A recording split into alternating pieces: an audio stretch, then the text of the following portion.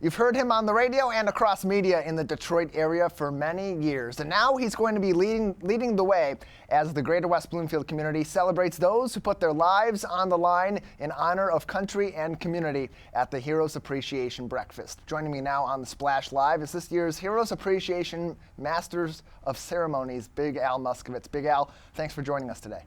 How are you? I don't look as good on TV as you do. Well, hey, you know what? People will tell me all the time I don't look so good on TV either, but here I am still doing the show today with you as we celebrate the heroes of our community. Big Al, this is a big event here in Greater West Bloomfield every single year to celebrate the veterans in our community and even nearby areas that join us at this event. As you come in this year as the Master of Ceremonies, what does a celebration like this mean to you personally? Well, thanks, Tyler.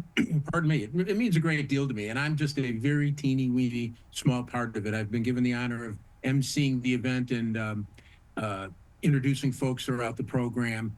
But it's especially near and dear to me because of my affiliation with the Jewish War Veterans Department of Michigan. I'm a patron.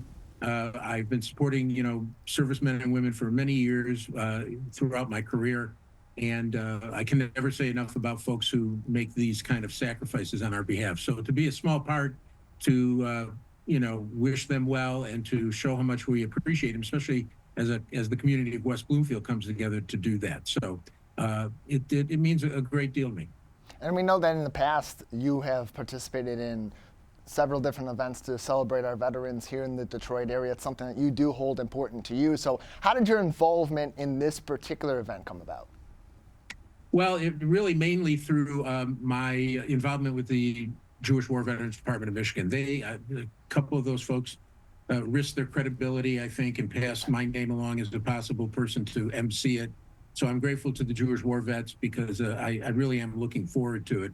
So it was really through that organization. But as you mentioned, I've been involved in many different activities throughout the years involving, our servicemen and women. Particularly, we have people should be made aware of the Michigan World War II Legacy Memorial that's in Royal Oak on Woodward near 13 Mile is a grand opening of their phase 2 of this Veterans Day. So I've been active on those fronts, and so it's nothing new to me, but it's something I'd love to be a participant in.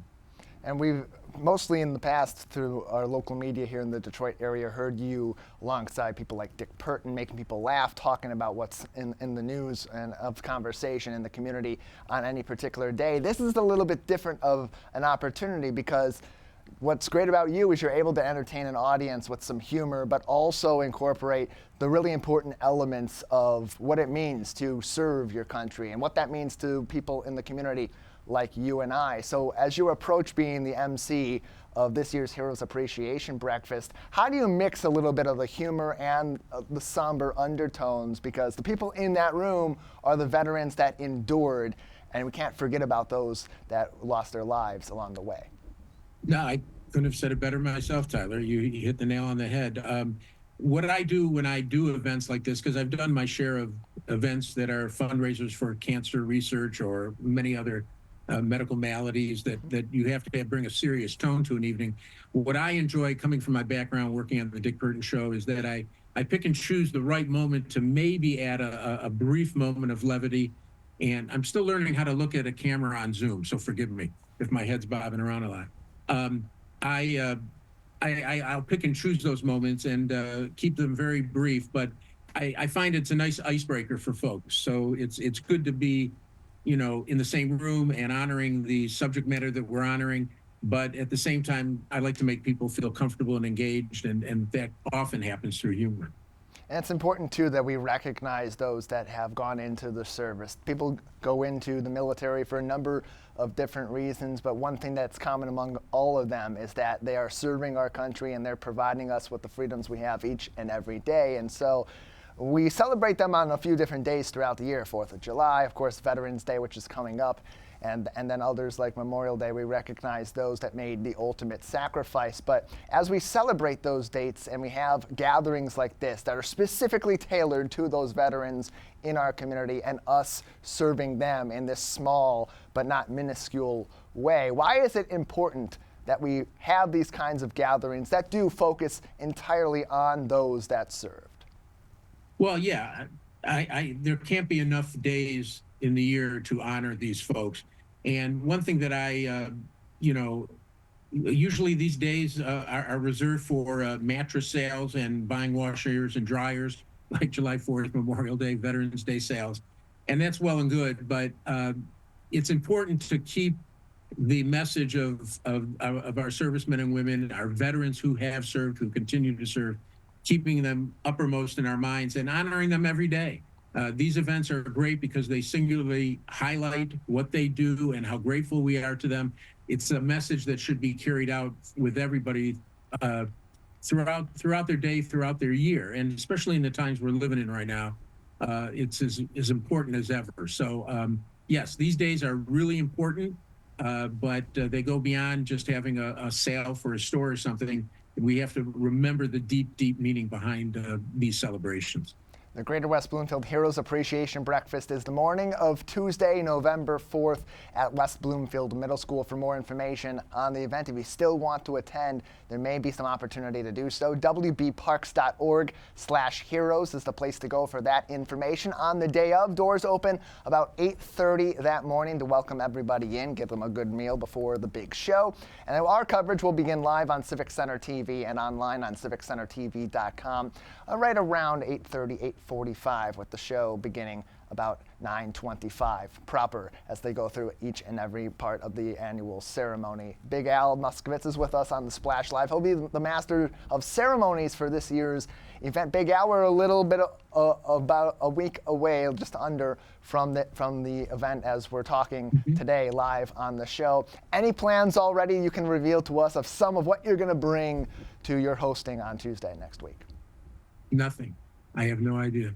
No, I often, the closer I get to an event is when this starts kicking in and I start thinking what I can do. I learn more about the event. I think about, my involvement in the community. I think about, as a journalist, writing a lot about veterans. It all kind of comes together the closer I get. So a week out, it's starting to circulate in my brain. But as we get closer, I start to feel the emotion and the gravity of the moment, of which I'm given a great privilege to do. And that's when it'll start to kick in. So that was a long answer saying that I don't have much to say, other than I will tell people I'm a patron of the Jewish War Veterans Department of Michigan, but my military career ended when I was a 6th grade crossing guard at Glen Shanos Elementary School in Southfield. So I was never in the military. People say, thank you for your service, because they know I'm identified with the Department of Michigan, but my military service doesn't go too far. Being part of the crossing guard team, very important element of being in school. So your service did mean something there. Not quite the military service. We're going to celebrate the important ones. I could tell you stories. I could tell you stories of the crossing guard. It's unbelievable. The jaywalkers had to be terrible. Yeah. Big Al Muskovitz with us on the Splash Live today. And it's an interesting dynamic, too, as you're preparing for that, because you can only prepare so much before you get on that stage in front of a group full of people who have been all over the world, have served in many different conflicts or at many different bases, or have seen a lot of what it actually means day by day to serve our country. And so there's that natural feeling of wanting to have a little bit of that raw emotion of being in that moment play into it. But ultimately, when those veterans leave on Tuesday morning at the end of that entire event, what is your hope that they feel in their hearts as they walk out of West Bloomfield Middle School? Well, I hope that if even just a small percentage of the folks that witness it, maybe they'll do something more in the future that they hadn't considered before. Maybe it's a donation to a certain organization regarding the military. Maybe it's getting to more Memorial Day functions or Veterans Day functions. It's, maybe just participating a little more and carrying that message through the community, because, there's hardcore people who are involved in it all the time, but ultimately you need our community to come together and remember. And so that's important. Some of the stories I've been able to cover over the years have been absolutely dramatic about veterans who have survived wars and some who have not. And I carry those with me every day. As a matter of fact, I have a story coming out soon of a World War II veteran his remains were just identified 80 years later. So he was just remembered at a funeral. So it's pretty stunning that how far back these stories go and how much in the future they're going to mean to people. So it's important that the community come together on this as much as they can. And getting all those people that have served across these generations in the same room to share some of those stories, share some of that camaraderie, and see that they have a community here in our local area.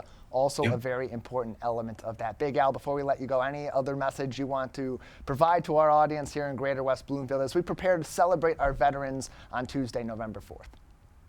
I think it's just, you've set the table very well. I think it's just about remembering and taking it beyond that particular function or day that you're involved in. More things get done, the more active we are. And I think if anything, the world we're living in today requires activity and involvement. And so this is just a small part of it, and maybe it can extend to other things in your life that you're participating and giving back to. I think that's just the message of giving back as much as you can, in this case, to our incredible veterans who we owe a great debt of gratitude to.